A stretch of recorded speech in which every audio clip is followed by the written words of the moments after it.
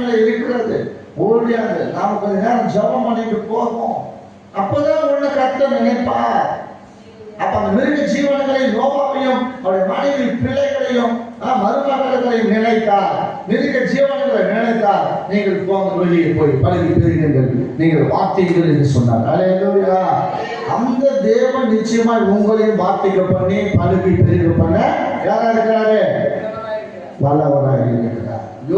நீங்கள் அதே யோவா 4வது அதிகாரத்துல நீங்கள் 27வது வசனத்தை வாசிக்கும் பொழுது, ஏன் தேவனாகிய கர்த்தர் உங்களுக்கு சமாதானத்தை கொடுப்பார். அல்லேலூயா சொல்லுவோமா?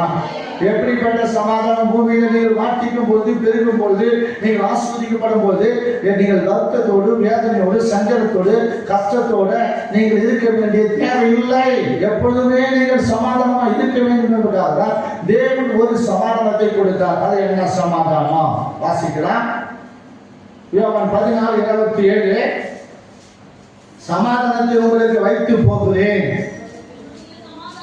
என்னுடைய சமாதானத்தை உங்களுக்கு கொடுக்கிறேன். உலகம் கொடுக்கிற பிரகாரம் நான் உங்களுக்கு கொடுக்கிறது இல்லை. உங்கள் இருதயம் கலங்காமலோ பயப்படாமலோ இருப்பதாக. கரங்களை தட்டி நம்ம ஏன் நம் தேவன் நம்மளை ஆசீர்வதிக்கும் பொழுது அந்த ஆசீர்வாதத்தில் பயத்தையோ கலங்கத்தையோ வைக்க மாட்டார். அல்லேலூயா சொல்லுவாங்க. அவருடைய சமாதானம் எப்படி இருக்கும்? உலகம் கொடுக்கிற பிரகாரமாய் அவர் நம்முடைய சமாதானத்தை செய்து கொடுக்கறது கிடையாது. ஏன் தெரியுமா? நம்ம இதயம் கலங்காம தெரியாத எப்பொழுதுமே சமாதானமா இருப்பதற்காக தான். அப்ப உலகம் கொடுக்கிற சமாதானம் என்ன? இப்போ சினிமாவுக்கு போவோம், துக்கத்தோட வேதனையோட வந்தா சப்பா சினிமாவுக்கு போவோம் அப்படின்னு அங்கே ஒரு 2.5 மணி நேரம் போவோம். காட்சி போக அப்புறம் அழுது கண்ணீர் விட்டு வெளியே வரும்போது எப்படி போனோமோ அதே போன்றெல்லாம் செய்வோம்.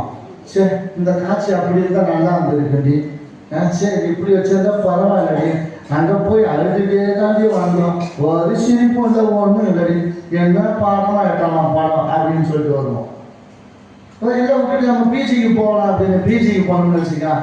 அங்கே போய் எல்லா வேதனையும் அங்கே இருந்து பார்த்துட்டு எல்லாத்தையும் வாங்கி கொண்டு போட்டு அப்படியே பஸ் ஏறும் போது சண்டை வந்து போய் எல்லாத்துக்கும் சார் ஆமாம் அப்படியே